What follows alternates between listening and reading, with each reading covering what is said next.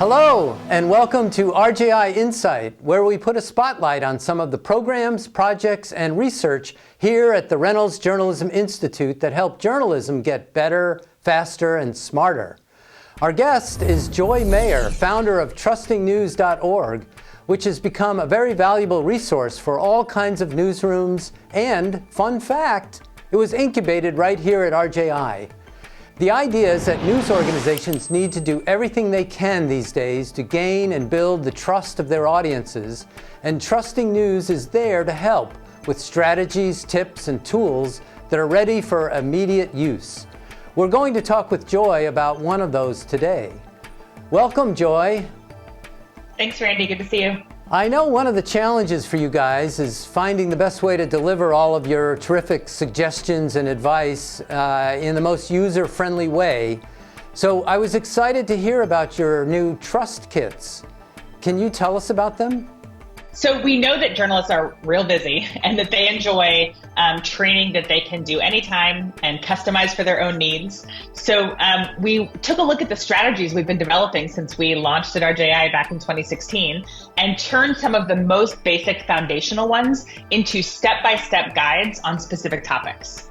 For example, if newsrooms are looking to explain some things about their reporting, how and why we did this story, how do they where does that go in the story? Is that, where does it go on air? Where does it go online? Where can it go in a newsletter? Where do you actually put that information? So we have a transparency trust kit. What does it look like to explain our sourcing, to explain what we cover, to explain our ethics? Yes, journalists have ethics. We should be pointing to them regularly.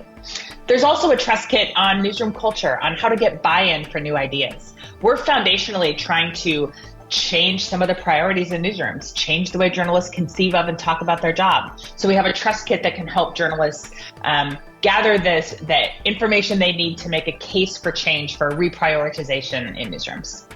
Yeah, I love the fact that you kind of have a structure now. So if people use one, they know, okay, that was great.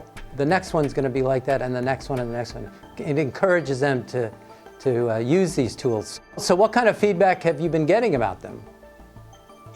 People seem to be using them just how we intended. They are skipping to the parts that are most relevant to them. They're looking through the examples that we're sharing of how newsrooms have implemented the strategies.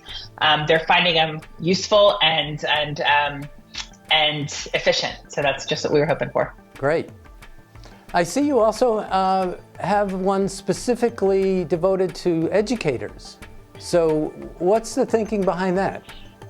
Yeah, we do. There's an extra layer of complication for educators when they try to bring new ideas into the classroom. And everyone on our team actually has been a classroom journalism instructor before.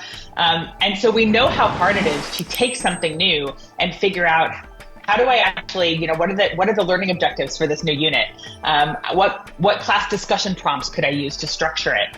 What assignments could I give, and what would the grading rubrics look like for those? So our thought is that if our hope is to change how journalism works, isn't it great when we can do that from the beginning? So that as students learn what it is to be a journalist, these ideas, this obligation they have to earn trust and to understand their audience is built in. And then they go to newsrooms and say, hey, what do you mean? You're not talking to people who don't trust you. You're not moderating your comments. You're not explaining what you cover. You're not explaining your language choices and your sourcing. Then that's a good way to affect change in newsrooms. What else is happening at Trusting News these days? One of the questions that we're asking a lot is, in addition to helping journalists explain their work, helping the public understand journalism, that's definitely continues to be a big part of what we do. The other piece of it is helping journalists understand the public. We see ourselves as standing in a gap of trust in the middle of this broken relationship. And there's a lot of humility that newsrooms need to exercise to understand who they're serving and who they're leaving out. We ask the question, who would feel seen and understood by your journalism, and who might feel neglected or misrepresented by your journalism? And there's a whole set of practices we take newsrooms through around understanding what the obstacles are to trust and what they could do differently to tell a better, more accurate, more nuanced, more complex stories about their diverse communities. Here's a slogan for you, mind the gap. How's that? Mind the gap, yeah. Good one, I'll make a note of that. Very good. Okay, thanks very much for joining us today, Joy, and best of luck with Trust Kits and all of the other great initiatives you and your team are working on.